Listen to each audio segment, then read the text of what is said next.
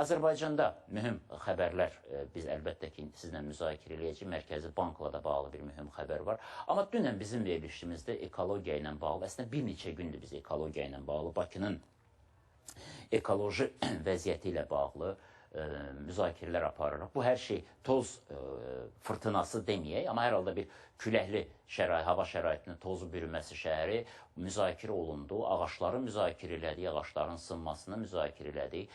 Müzakirələr zamanı bir sıra məqamlar üzə çıxdı və ekologiya ilə bağlı bizim suallarımız yarandı. Ona görə də bax bu suallara cavab tapmaq üçün məhz bu sahəyə məsul şəxslə biz indi istəyirəm bir Zoom bağlantısı edək. Qonağımız Mirsalam Qəmbərovdur, Dövlət Ekoloji Ekspertiza Agentliyinin İdarə Heyətinin sədri. Mirsalam müəllim, salam. Salam, xoş gördük. Mirsalam müəllim, biz təxminən artıq 4 gündür verilişlərimizdə ekoloqların, Milli Məclisinin deputatının, mütəxəssislərin iştirakı ilə bax bu mövzuları müzakirə edirik. Vaxt deyilib baxa bilmisinizmi? Əlbəttə baxmışam, çox sağ olun. Bu verilişlərdə sizlə bağlı da, sizin idarə ilə bağlı da kifayət qədər tənqidlər və yaxud da çatışmayan cəhətlər də səsləndi. Mən istərdim onlara aydınlıq gətirəsiniz, çünki sizin də cavab hüququnuz var. Ondan sonra mən suallarımı verim. Böyük məmnuniyyətlə. İlk növbədə qeyd edim ki, Ekologiya və Təbii Sərvətlər Nazirliyi, bax siz dediyiniz istiqamətlərdə küləkli, yağışlı, boranlı havalarla bağlı bizim böyük hidrometeorologiya sistemimiz var. Yəni, böyük bir kollektiv özündə birləşdirən bir mütəxəssislərdən ibarətdir və biz o külək deyək ki, bax, bugün heç nə külək yoxdur, amma 2 gün bundan sonra olacaq, artıq bizim məlumatımız var. Yəni, biz bunu izləyirik. Bu bir texnologiyadır, bu bir sistemdir. Və sözsüz ki, əgər bu məlumat əldə olursa, biz bütün müvafiq qurumları və o cümlədən özümüz də hansı qabaqlayıcı tədbirləri həyata keçirməliyik, dərhal biz işçi qrupu səviyyəsində müvafiq o texnologiya, müvafiq sistem daxilində biz o tədbirlərimizi yerinə yetiririk. Amma tamamilə sizinlə razıyam ki, bəli, biz gördüyümüz faktlarla üzləşirik və bunları qeyd etməliyik. Amma bu necə olur, hansı formatda olur? Bilirsiniz ki, Abşeron yarımadası arid bir zonadır. Yəni, Respublikanın digər zonaları ilə müqayisədə həm belə də nəmlik, yağışlıq baxımından, həm quru arena zonası baxımından fərqlidir.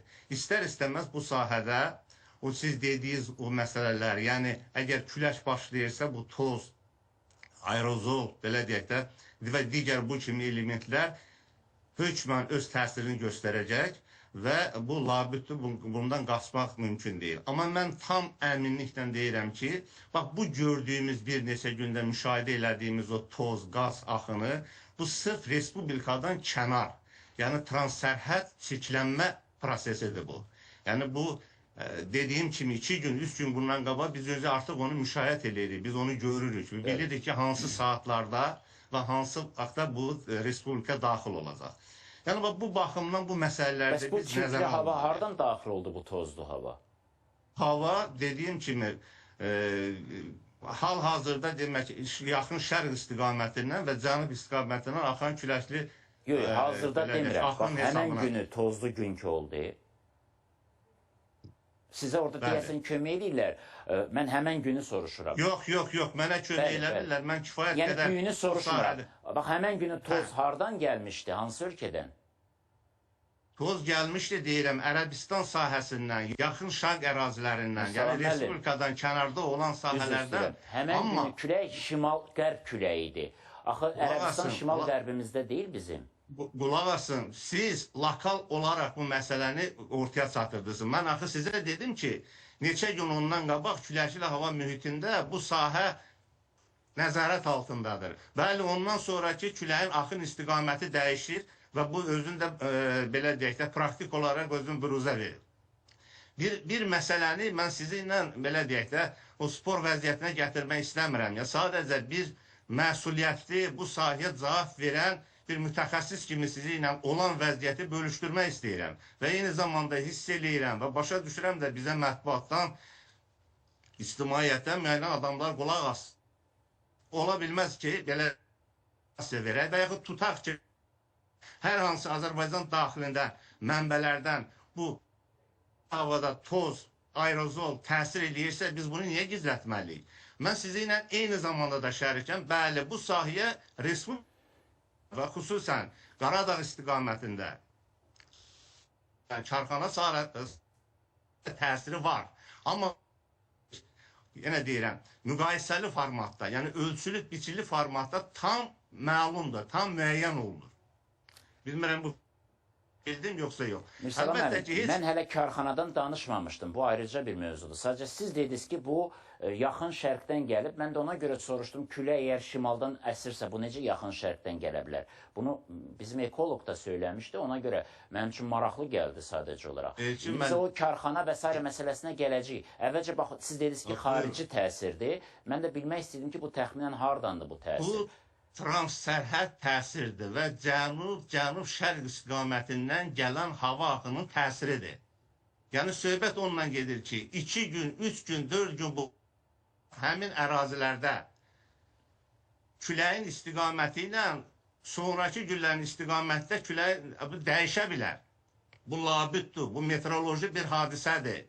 Bu uçota alınan, statistika alınan məlumatlardır bu. Amma adətən Türkmenistandan və yaxud da Ərəbistandan hər hansısa bir qum fırtınası yaxınlaşanda və yaxud da bax, belə bir hal yaxınlaşanda elə Ekologiya və Təbii Sərvətlər Nazirliyi Müvafiq İdarəsi bununla bağlı da məlumat verir ki, bax, bu bir ölkədən gəldi. Amma bununla bağlı bu məlumat verilmədi. Ona görə də bu suallar yarandı. Bilmirəm, necə olubdur bu, mənim üçün hələ də bu sual açıq qaldı. Hər halda bunu ayrıca müzakirə edirik. Amma insan faktorları, yəni Bakıda binaların aparılan tikintilər, təmirlər, yolların təmirləri, onların texniki şərtləri nəzərə alınmaması toz yaradır. Sosial mediada siz də gördünüz ki, videolar yayıldı ki, tikinti gedən yerdən necə böyük bir toz kütləsi qalxırdı. Digər tərəfdən bir vacib məsələ də var ki, bunu bizim ekoloqumuz verilişdə söylədi ki, Batamdart və digər, ümumiyyətlə, Qaradağ rayonu ərazisində olan, həm Səbail, həm də Qaradağ rayonu ərazisində olan o qayalıqların çapılması gələn külək axınının istiqamətini və tozlanmanı daha da artırıbdır. Bu faktorlar təsir eləyibmi? Bir. İkincisi, bax, özünüz dediniz karxanalar, ona bir də sualı belə qoyum ki, dünyanın hər yerində artıq mişar, yəni üsulu ilə kəsilmə, yəni yoxdur, ləğv olunubdur. Amma biz hələ də o üsulla gedirik. Bu tələb qoyulurmu iş adamlarının qarşısında? Çalışacağım sizə izah eləyim və hadisələri ortada tüstü olduğu üçün biraz qabaqlayırıq, bu məsələləri deyirik. Tamamilə düzdür. Bəli, Azərbaycan Respublikası inkişaf etməkdədir. Tək sizin dediyi sahələr yox, digər sahələr üzrə innovativ texnologiyalar, avadanlıqların tətbiqi hər bir şəxsin, dövlətin, ictimai qurumun arzusudur və bu istiqamətdə də biz bu məsələləri tez-tez müzakirə edirik və görüşlərimiz olur. Eyni zamanda dövlət proqramı çərçivəsində iri layihələrin həyata keçirilməsi məsələlər öz həllini tapır. Yəni, biz bunlar müzakirə obyektidir. Amma məsələnin digər tərəfi var da, deyir, insan öz yorğanına görə ayağını uzadar. Bu günləri Respublikanın səviyyəsi bir 10 il, 20 illə qabaq müqayisə etsək, biz görərik ki, 20 il bundan qabaq əsas etibarıyla sənaye zonasını çirkləndirən o maşın qayırmadır, sonra qeyri-filiz istehsal sahələridir və digər kimya müəssisələridir. Artıq bu günləri bir fəxrlə deyək, sizi ilə bir yerdə, mən özümü demirəm, bir Azərbaycanlı olaraq. Artıq bu problemlər həll olunubdur. Yəni, yüksək texnologiyalar, avadanlıqlar artıq əvəz eləyirlər. Amma sizin fikrinizlə razıyam, bu istiqamətdə, yəni karxanalarda mövcud olan texnologiyalar hələ, belə deyək də, orta sıraya məxsusdur. Orta səviyyəli aparatlardır, orta səviyyəli texnologiyalardır. Bu günləri biz o tozun ilk növbədə suvarma mövcudluğu ilə və qurğunun aparatında olan aparatın o ayrılan tozun sorma vasitəsi ilə, belə deyək də, emal olunması. Amma tamamilə siz indi elə texnologiyalar var ki, ümumiyyətlə arenanın, zonanın özün birbaşa idarə etmə sisteminə malikdir. Və düşünürəm ki, tezliklə, Allahın köməkliyi o sahədə artıq nail olacaq. Onun üçün də ölkəmizin inkişafı, onun artması, sahibkarların bu sahədə daha çox maraq göstərməsi bax gətirib bu məqamlara Salam çıxarır. mənim, üzr istəyirəm. Bax, indi o sahibkarları biz öz xoşuna buraxsaq ki, nə vaxt inkişaf edəcək, dəyişəcək, bu bizim axı hamımıza təsir edir. O indi evinə pul aparacaq, biz bir şey demirik. Amma bu demək deyil ki, bizim havamızı çirkləndirməlidir. Onlara qarşı, misal üçün, hər hansısa bir, mən demirəm cəza, amma hər halda bir profilaktik bir nəsə iş aparılırmı? Bax, əlbəttə aparılır. Mən indi burada bəzi məsələləri sizinlə bölüşəcəm, amma düşünürdüm ki, bugün o məsələyə toxunmayayım. Bu günləri bu sahələr üzrə 8 qurumdan ibarət, mütəxəssislərdən ibarət fəaliyyət göstərir. Ekologiya Nazirliyi, İqtisadiyyat Nazirliyi, Kənd Təsərrüfatı Nazirliyi, Əhalinin Sosial Müdafiə Nazirliyi, Fövqəladə Hallar Nazirliyi, Şəhərsalma Komitəsi, bilmirəm hamısını deyə bildim yox, Atseya, Su Meliorasiya Təşkilatı və Azərişıq. Hansı ki, bütün bu təşkilatların müəyyən mənada dövlət öhdəlikləri baxımından bu sahəyə bir münasibətləri və bu sahədə müəyyən işlərin həyata keçirilməsi üçün bir rolu, bir payı, bir öhdəliyi var. Bax, deyək ki, bu qurumlardan ibarət artıq bizim işçi qrupumuz yaradılıb və işçi qrupu fəaliyyətlə, yəni yaxşı səviyyədə işləyir və indi bugün çalışacağım ki, o informasiyanı hazırlayayım, ya bugün, ya sabah şəxsən sizə həmin fiziki şəxslərlə, hüquqi şəxslərlə ətraf mühiti çirkləndirən və bu günlərin müasir texnologiyadan dala qalan o bütün insanlarla qarşı görülmüş inzibati tədbirlərlə bağlı mən məlumat hazırlayıb sizə təqdim edəcəm. Təşəkkür edirəm. Əlbəttə ki, yəni bu sahədə, yəni bu bizim öhdəliyimizdir. Biz hər şeydən qabaq bir vətəndaşıq, sonra da məmuruq, sonra da dövlətin bu postuna cavab verənlərik. Əlbəttə ki, gərək biz bütün məqamları, bütün məsələləri, real vəziyyəti tam təhlil edib, araşdıraq və ona bir obyektiv yanaşma eləyik. Sözsüz. İndi imkan olar gələcəkdə bəzi verişlərimizdə bu sahədə texnologiya ilə bağlı nümunələri də sizinlə müzakirə edək. Sizin mətbuat xidmətinizə elə buradan mən müraciət edirəm. İradə xanım mənim səsimi eşidər yəqin.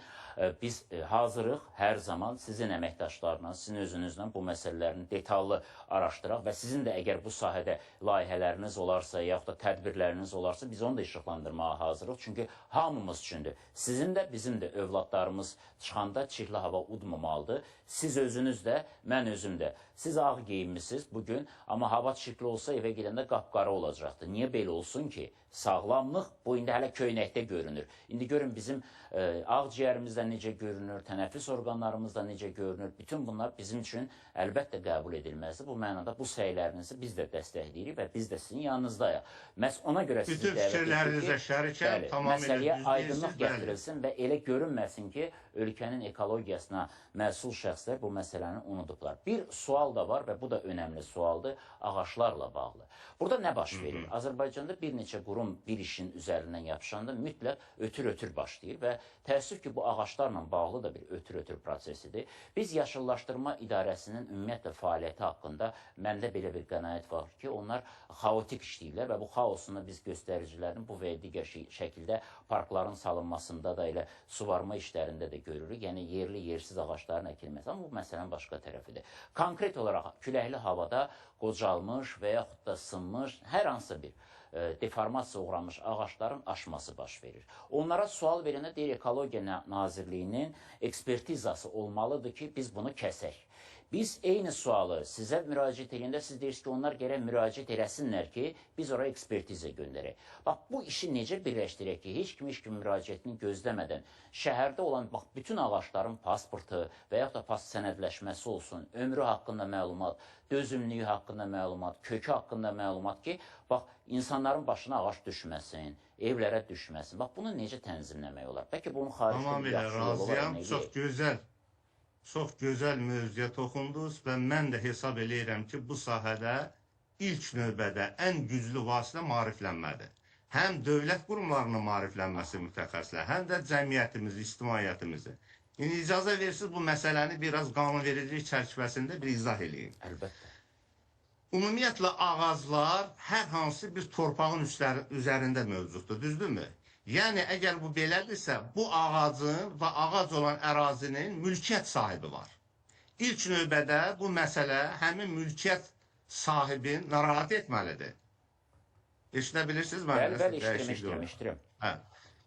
Mülkiyyət sahibi bunu düşünməlidir.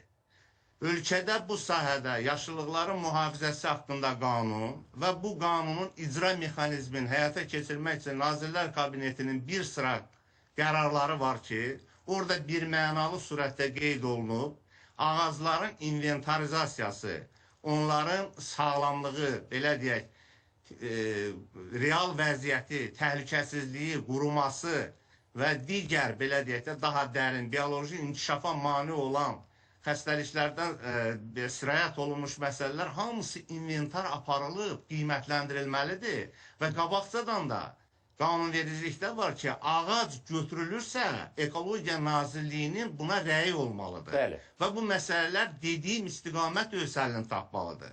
İndi bu günləri özümü də onun içərisində qoyuram. Deyək ki, bağçamızda, bağımızda, yaxud da gündəlik getdiyimiz yolda biz də vətənin, nətər deyirlər, biz nümayəndəsiyik. Gördüyümüz işlərin hamısının qanunvericilik çərçivəsində məsələnin həll olması üçün addımlar atmalıyıq. Yəni, bu inventar işləri həll olunmalıdır. İndi bir məsələni qoyum, o birisinə tez keçib izah olunmalı üçün. Bax, bütün bu qayğılar, bu problemlər bizim rəhbərliyi düşündürdüyü üçün biz məcbur qalıb, indi artıq Bakı şəhərində və Gəncə şəhərində, indi Sumqayda da başlanılıb.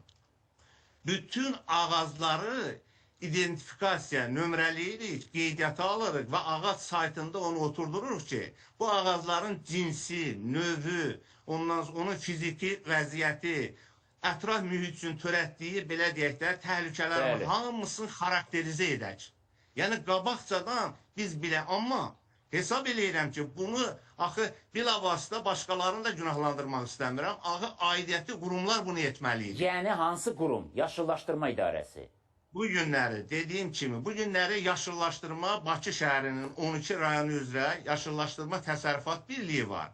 Bir də bu sahəyə aid olmayan həm mərkəzi icra hakimiyyət orqanlarının, həm də yerli icra hakimiyyət orqanlarının özlərinə məxsus əraziləri var.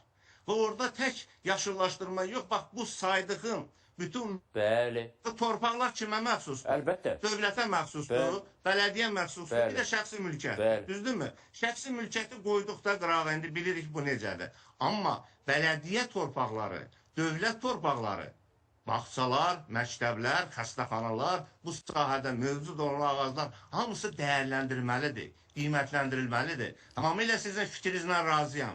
Bəli, bu ağac bədbaxt hadisəyə gətirib çıxa bilər.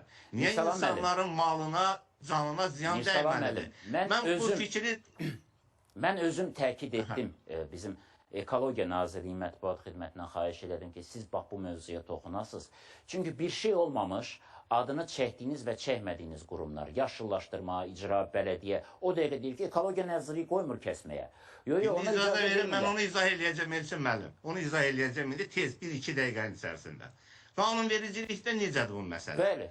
Bayaq da dediyim kimi, ağac təhlükə, ağac yaşılların mühafizəsi haqqında qanun Nazirlər Kabinetinin 320 saylı qərarı ilə 6 halda götürülə bilər.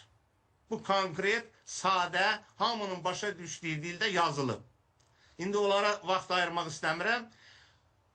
Yəni, həmin mənbələrdən biri varsa, müraciət əsasında əlbəttə, Ekologiya Nazirliyi buna rəy verir. Rəy veriləndən sonra... Ancaq rəyi siz verirsiniz. Ancaq rəy verilir. İndi görürsünüzmü? Amma, baxın, rəydən sonra mülkiyyətçi bu sahəyə cavabdeh qərar qəbul etməlidir. Bizim rəyimizi əsas götürərək qərar qəbul etməlidir ki, o ağac götürülsün. Və ağacın götürülmə vərəqi deyirlər, bir səhifəlik. Orada ağacın bütün texniki parametrləri qeyd olunur və bu icra olunur. İcra prosesində əgər bu şəhərin daxilindədirsə, yaşıllaşdırma təsərrüfat birliyidir. Yox, əgər Topçubaşova xəstəxananın həyətindədirsə, bunu Səhiyyə Nazirliyinin bu sahəyə aid olan... Bəs fərdi həyətdədirsə, mənim şəxsi həyətimdə, düzdür, mənim şəxsi həyətim yoxdur, amma indi olanlar üçün soruşuram. İnşallah olar sizin də şəxsi həyət. Demək, şəxsi həyətdə ümumiyyətlə şəxsə bu dediklərimin heç bir aidiyyəti yoxdur. Yəni, istənilən ağacı kəsə bilər. Şəxsi həyətdə, həyətyanı torpaq sahəsi, bağ sahəsidirsə, onun sahibi istədiyi vaxt onu köçürdər, dəyişər, kəsər, nə bilim, başqa bir forma yarada bilər. Qanun bir mənalı surətdə bax bu Aydındır. Yəni hər kəs kim ki torpaq kimindir, demək onun üzərində olan bitki örtüyünə görə də, ağaca görə də məsuliyyəti o daşıyır. Sadəcə olaraq sizin tamamilə işiniz düz, bəli. ekspertizanın Bax problem rəy oradan verməkdir. başlayır Elçin müəllim. Problem oradadır. Mən sizə xüsusi təşəkkürümü bildirirəm, amma xahiş edirəm, bizlə sıx əməkdaşlıq eləyəsiniz və dediyiniz məsələlərin də gedişatında biz də sizə informasiya dəstəyi verək, vaxtaşırı bu mövzuları müzakirə eləyək ki, şəhərimiz də təmiz olsun, həyatımız da gözəl olsun. Təşəkkür edirəm, Mirsəlam müəllim. Elçin müəllim, tam səmimiyyətlə, tək öz adımdan demirəm, Ekologiya Nazirliyinin adından bu sahədə tam səmimiyyətlə və əminliklə deyirəm ki, bax elə dediyiniz bu məsələ bizim öz işimizin rahat həyata keçirilməsinin bir mənbəyidir.